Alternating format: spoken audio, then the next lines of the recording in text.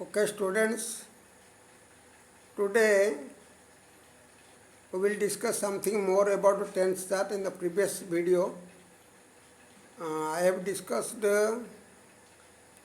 about the simple present. Today we will discuss about simple past. Simple past, in simple past we will use the second form of the verb. Verbs are three types: first form, second form and third form. जैसे go, went, gone, eat, ate, eaten, write, wrote, written, play, played, played, caught, caught, caught, put. जैसे write is the first form, wrote is the second form, written is the third form, play is the first form of the verb, played second form of the verb, and played is the third form of the verb. Call, called, called similarly. So, actually there is no fixed rules for how we change the verbs from first form to second form and second form to third form. You have to remember the first form, second form and third form of a verb from the book only, and you have to remember. There is no option. But in most of the verbs, if we add at the end of the verb d or ed, they become second and third form. There is a caught, caught, caught. This is a verb. Here in the first form is caught, second form is also caught, third form is also caught. Similarly, put. Here also, put has this. In three forms, it is the same spelling. Okay? So now we will discuss about the simple past. जैसे राम गया, Ram went. वो आया से आसिला, he came. ସେମାନେ cricket खेलिले, they played cricket. Hari बाजार को गया, हरि बाजार को गला, हरि went to market. शिक्षक टीचर हमको पढ़ाए, बस शिक्षक हमको पढ़ाए, शिक्षक हमको पढ़ाए. The teacher taught us. Teach का सेकंड फॉर्म टॉट है. He sang a song. Sita gave a speech. Sita ने स्पीच दिया. ऐसे सीता ने एक भाषण दिया. सीता गोटे भाषण देला. Sita gave a speech. So in the simple past we use the second form of the verb. Now we will come to the simple future. In simple future we use the first form of the verb, and before the verb there will be a helping verb like shall or will. Future, simple future में main verb के पहले एक helping verb आएगा shall और will. Generally I और we के साथ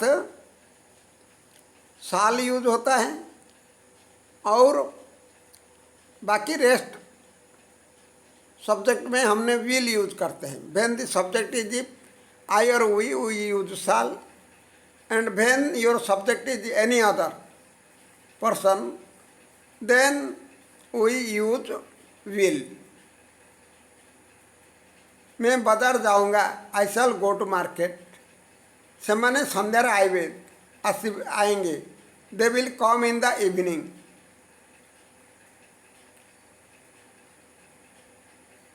ସେମାନେ ଖେଳିବେ, they will play. आमे पढ़िबू व हम पढ़ेंगे, वी शैल रीड. भारत एक राष्ट्र, एक अमीर देश बनेगा. India will become a rich country. but India will be a rich country. तुम ये काम करोगे, you will do this work. So this is the simple future. Okay. Now we will come to continuous. Present continuous, past continuous and future continuous. Continuous मतलब जो काम already start हो चुका है और वो चलते रहता है, वो ख़त्म नहीं हुआ, चल रहा है, कहने के वक्त जब चल रहा है, इसी अर्थ में बस जब काम चल रहा है तो वो कंटिन्यूस में है. तो in present continuous we use the helping verb is, am are, और कंटिन्यूस में मेन वर्ब के साथ आई एन जी आता है. Is when the subject is singular, उसके साथ जनरली इज आता है, सिर्फ आई के साथ एम आएगा. And when the subject is any other then are will come. I के साथ एम आएगा और when the subject is singular उसके साथ इज आएगा. और you and when the subject is plural उसके साथ आर आएगा. तो let us discuss some examples. Ram खेल रहा है, राम खेलुची, राम इज प्लेइंग. सेमाने दौड़ुछंती, दे आर रनिंग. आमे कामटी को करुछु बा हम काम कर रहे, we are doing the work. वे टीवी देख रहे, they are watching the TV.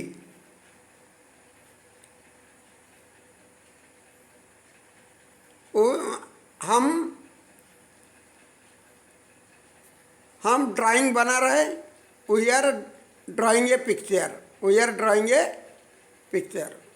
Okay. Now simple past. Simple past में the helping verb will be was और वेर. यहाँ पर भी मेन वर्ब के साथ आई एन जी आएगा. राम खेल रहा था, सिंगुलर सब्जेक्ट के साथ वाज आएगा. जैसे यू के साथ यू सिंगुलर भी है, प्लूरल भी है, लेकिन यू के साथ हमेशा वेर आता है. यू सिंगुलर और भी है, प्लूरल है. क्यों? क्योंकि तुम एक, यू मतलब तुम भी होता है, यू मतलब तुम सब भी होता है. सेमाने खेलुथिले, वे खेल रहे थे, दे वेर प्लेइंग. सीता नाच रहा था, सीता वाज डेंसिंग. हम मार्केट जा रहे थे, we were going to market. सेमाने गीत शुणुथिले, दे वेर लिसनिंग सॉन्ग्स.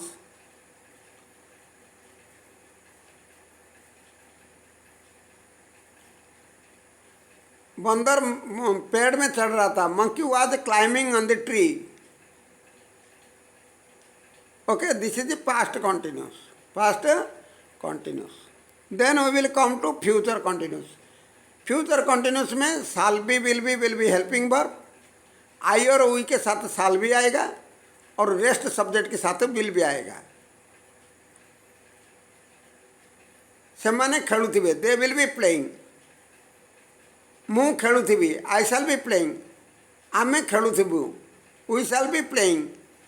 हम खेल रहे होंगे, वी शाल बी प्लेइंग. मैं खेल रहा हूँगा, आई शाल बी प्लेइंग. वे पढ़ रहे होंगे, सेमाने पढ़ुथिबे, they will be reading. So like this. Okay. So students, today is only this much.